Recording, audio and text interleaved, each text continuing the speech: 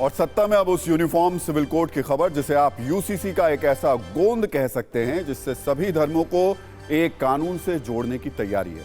लेकिन इस देश में बहुत से ऐसे लोग भी हैं जो यूसीसी का नाम सुनते ही भड़क जाते हैं। उनके मन में डर की लहर उठने लगती है। वो डर है शादी, विवाह, तलाक और संपत्तियों के मामले में स्पेशल और प्रीमियम डिस्काउंट के खत्म होने का। ऐसे लोगों के लिए आज उत्तराखंड से एक चोट पहुंचाने वाली खबर आई है।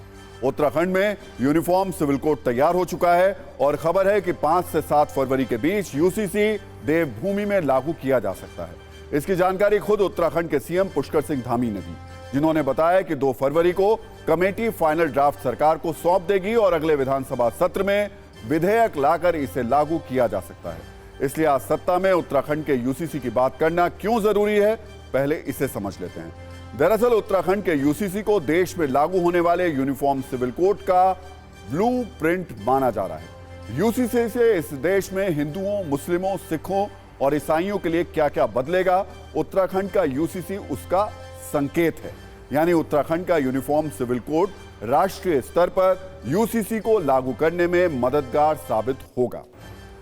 उत्तराखंड में यूसीसी की आहट से ही राजनीतिक पारा बढ़ चुका है। धर्मयुद्ध जैसे हालात हैं, ऐसे में सोचिए जब इस देश में लागू करने की चर्चा होगी, जरूरी कदम उठाए जाएंगे तो क्या होगा। इसका ट्रेलर आपको एक रील में दिखाएंगे, लेकिन पहले आपको उत्तराखंड में यूसीसी की वो बड़ी बातें बताते हैं जिसकी सिफारिश यूसीसी की ड्राफ्टिंग कमेटी की ओर से की गई। इसके मुताबिक विवाह पर सभी धर्मों में एक समान व्यवस्था होनी चाहिए। बहुविवाह सिस्टम पर रोक लगाने की भी सिफारिश की गई है। उत्तराखंड के यूसीसी ड्राफ्ट के मुताबिक अब सभी के लिए शादी का रजिस्ट्रेशन कराना जरूरी होगा। सभी धर्मों में लड़कियों की शादी की न्यूनतम उम्र 21 साल करने का सुझाव दिया गया। सिफारिश की गई कि तलाक के लिए सभी धर्मों में एक व्यवस्था हो। पर्सनल लॉ के तहत तलाक प्रतिबंधित किया जाए। तलाक में दोनों ही पक्षों के लिए समान नियम होने चाहिए और सभी के अधिकार भी समान होने चाहिए। संपत्ति बंटवारे पर अहम बात यह कि सभी धर्मों में महिलाओं को समान हक दिए जाने की बात कही गई है, क्योंकि अभी जिन लोगों ने अपने अपने कानून बना रखे हैं उनमें महिलाओं के साथ असमानता होती है। इसी तरह तलाक के बाद बच्चों के संरक्षक तय किए जाएं और साथ ही सभी धर्मों में गोद लेने की प्रक्रिया को भी आसान बनाया जाए। यानी उत्तराखंड के यूनिफॉर्म सिविल कोड को आप एक देश एक कानून का एक ट्रेलर भी कह सकते हैं।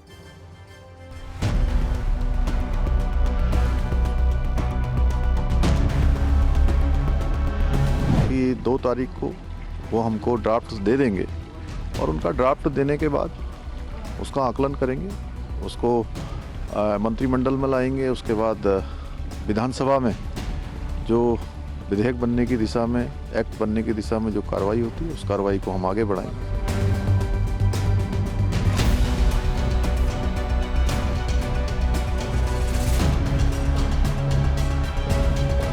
पूरे तौर से उत्तराखंड के मुख्यमंत्री सजग है और वो कानून समय वहां आएगा।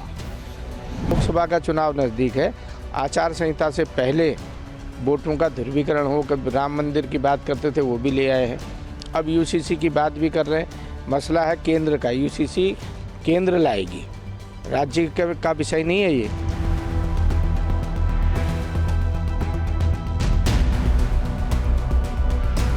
हमने हमेशा ये कहा कि अगर यूसीसी में शरीयत के उसूलों का ख्याल रखा जाता है तो हमें कोई एतराज़ नहीं है, और अगर शरीयत के उसूलों का ख्याल नहीं रखा जाएगा तो हमें आपत्ति होगी। किसी के धर्म को कोई ठेस यूसीसी से नहीं पहुंचती है।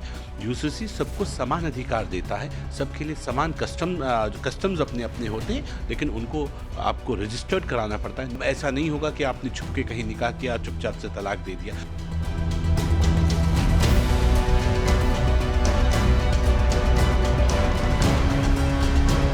हमारे जितने मामलात कोर्ट में जाते हैं उसमें मुस्लिम पर्सनल लॉ के मुताबिक कोई फैसला नहीं होता, बल्कि आप अपने मुताबिक फैसला करते हैं। तो जब न्याय के मंदिर में इतना बड़ा अन्याय, इतना बड़ा अनर्थ हो रहा है और हम मजबूर हैं, कुछ नहीं कह पा रहे हैं, फिर यूसीसी की जरूरत क्या है?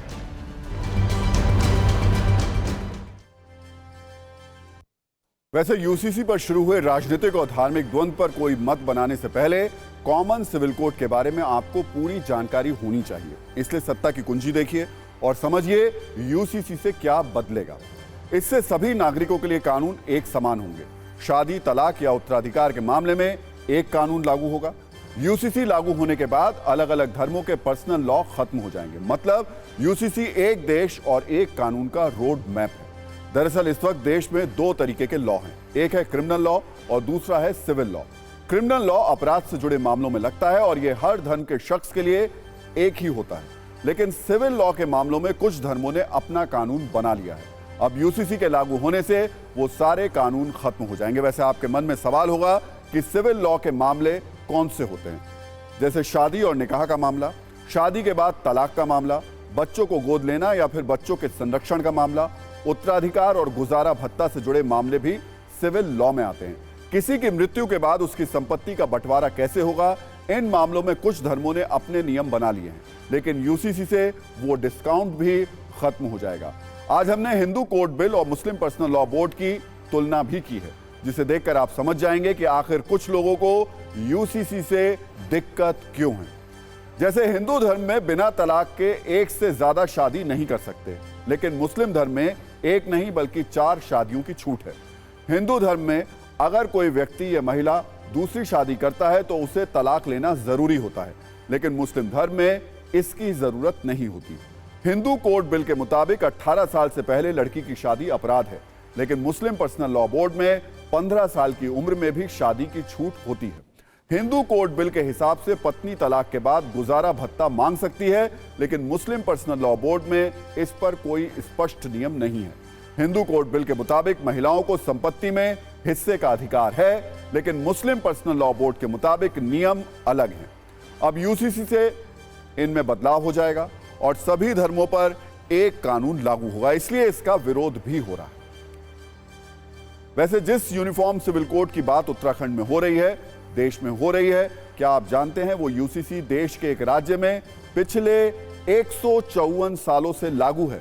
इस राज्य का नाम है गोवा, जहां यूनिफॉर्म सिविल कोड साल 1869 से पुर्तगाल शासन के दौरान से ही लागू है।